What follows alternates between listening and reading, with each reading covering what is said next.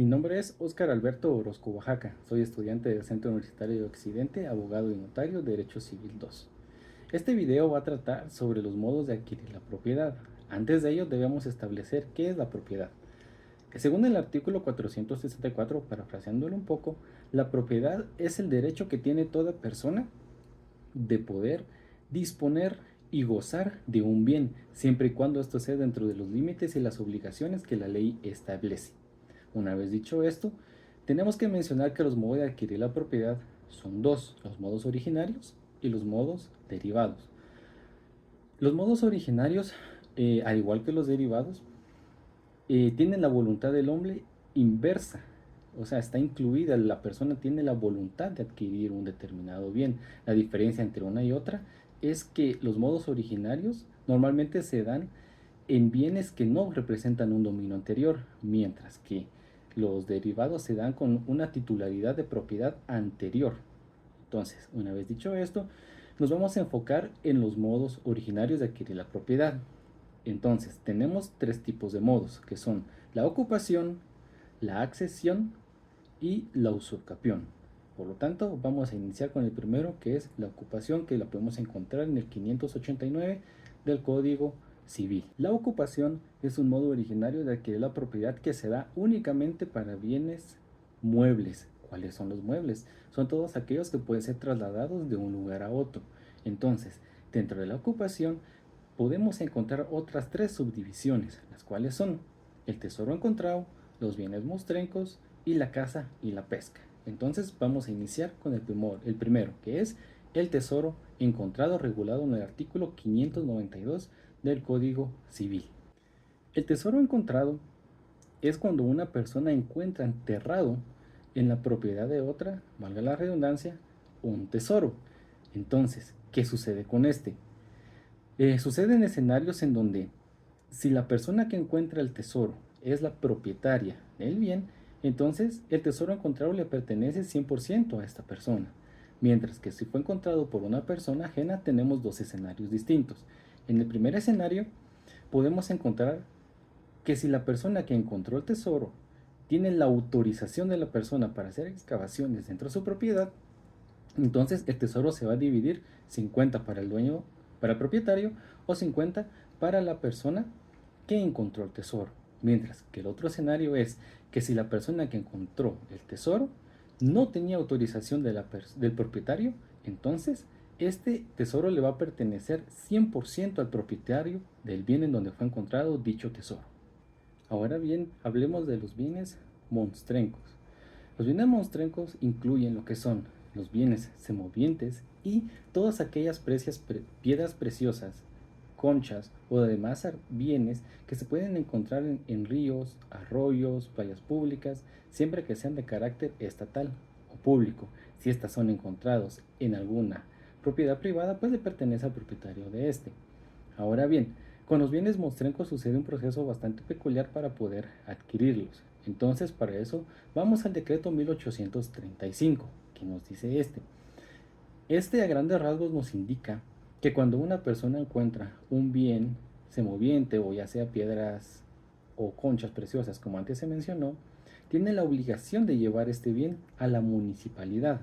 ¿Qué sucede ahí? La municipalidad tiene la obligación de, por un plazo de al menos 8 días, hacer la publicidad o una clase de publicidad correspondiente para encontrar al dueño de ese bien. Entonces, aquí encontramos dos escenarios distintos. Si en dado caso no apareciera ningún dueño, la municipalidad puede hacer un avalúo de este bien. Por lo tanto, luego de esto se puede subastar. ¿Y qué sucede con la persona que encontró el bien? Pues tiene derecho al 10% de la subasta total por la que fue vendido el bien. Ahora, ¿qué sucede si aparece el propietario? Entonces, el propietario puede llevarse el bien que le pertenece, pero debe dejarle una compensación del 10% del valor del bien a la persona que encontró dicho bien. Ahora, por último, uno de los más sencillos, la caza y la pesca. Este está regulado en el 600 del Código Civil. Pues esto no es nada más que lo que su nombre dice: todos aquellos bienes que son cazados o pescados.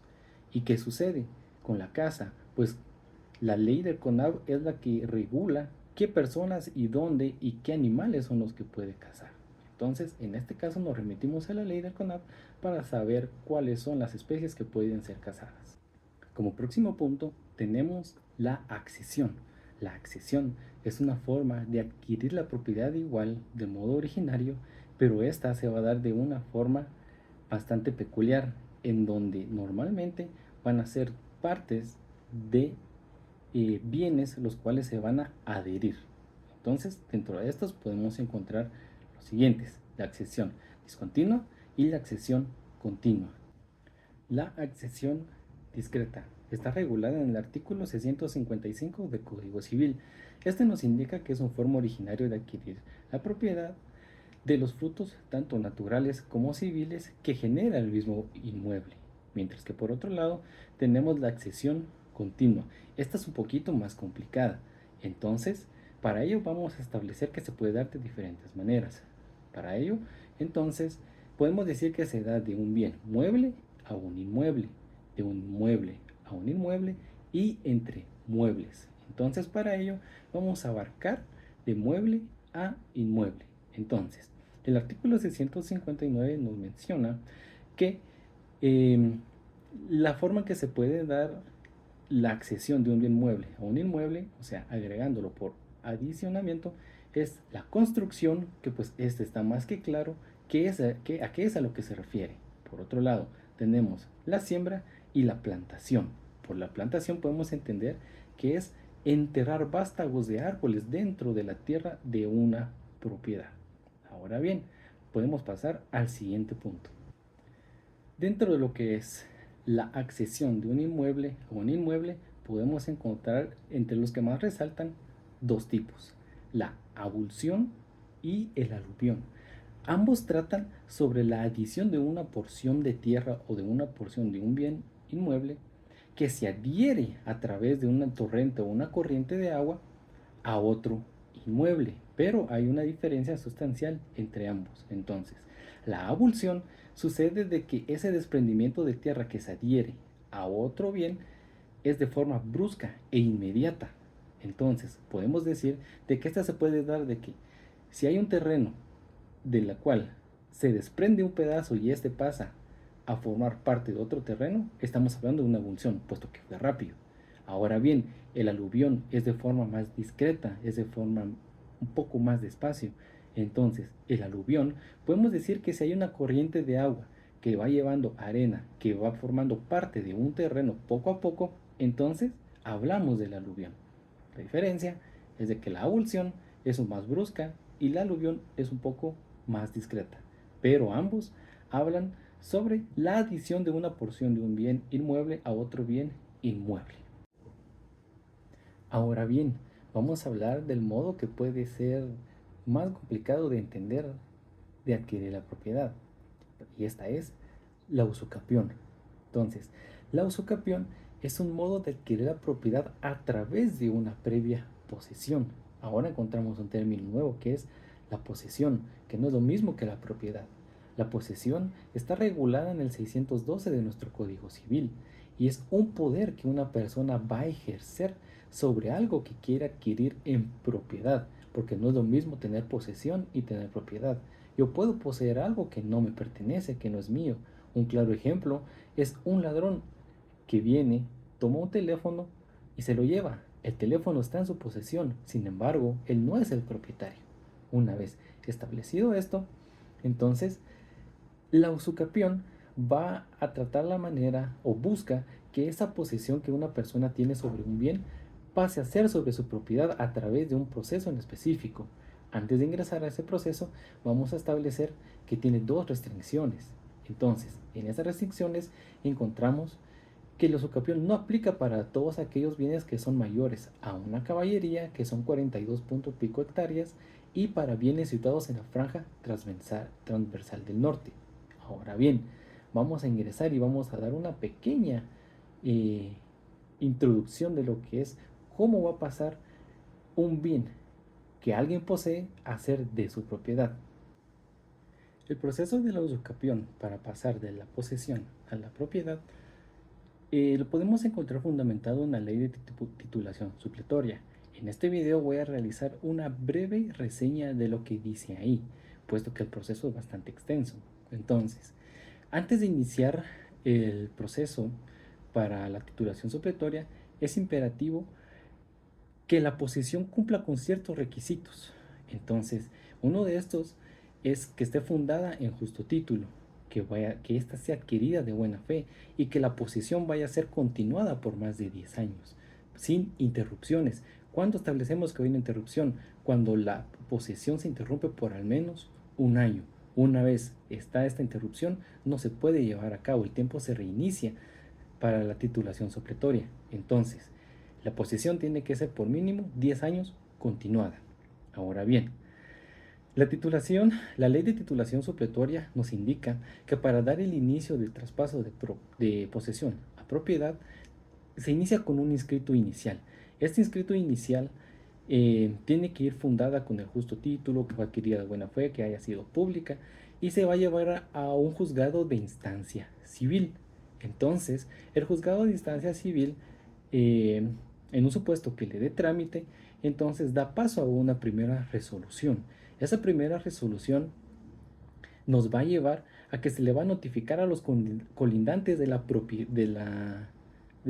bien que yo quiero pasar a tener propiedad, con el fin de que estos puedan ir a testificar al juzgado y dar fe de que este bien pues está bajo mi posesión o que yo haya podido adquirir los derechos de esa posesión.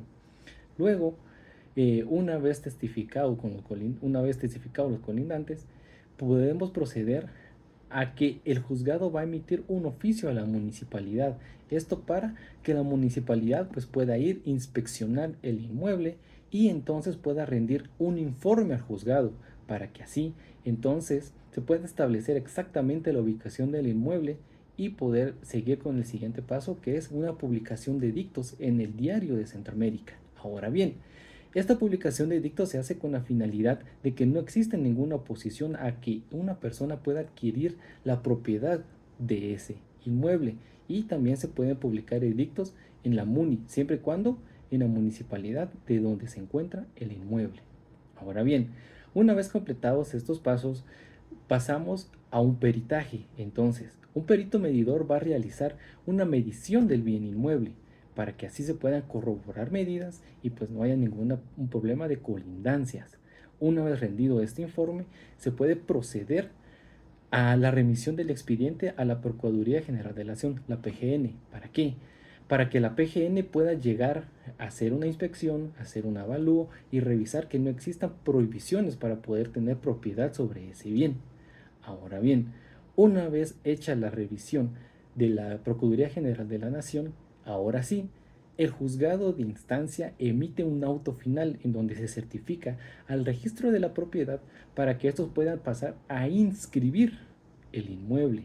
Pero esto no es de forma inmediata, sino que se da un plazo de 10 años para que pueda existir una oposición, si así lo hubiera. Entonces, pasados estos 10 años, después de que se emitió el auto y se remitió al registro de la propiedad, entonces ya la persona puede pasar a ser el propietario del bien inmueble que tenía en su posesión. Ahora bien, entonces, ¿cuánto tiempo tarda la posesión en pasar a ser propiedad? Pues estamos hablando de un mínimo de 10 años, puesto que son solo 10 años de posesión justificada o posesión que se pueda probar por 10 años de forma continuada, más otros 10 años mínimo que el registro de la propiedad va a dar como plazo de oposición. Esto sin sumarle todo el tiempo que va a llevar las resoluciones, la emisión de oficios, el movimiento del expediente dentro del proceso como tal que va a realizar el juzgado de primera instancia civil. Entonces, esto fue una breve reseña y una vista por encima de los modos de adquirir la propiedad. Los invito a que puedan leer el Código Civil, puesto que ahí van a encontrar muchas más cosas que no se pudieron abordar en este video. Sin embargo, involucramos en este video lo más importante de los modos de adquirir la propiedad, esperando que te ayude. Muchas gracias.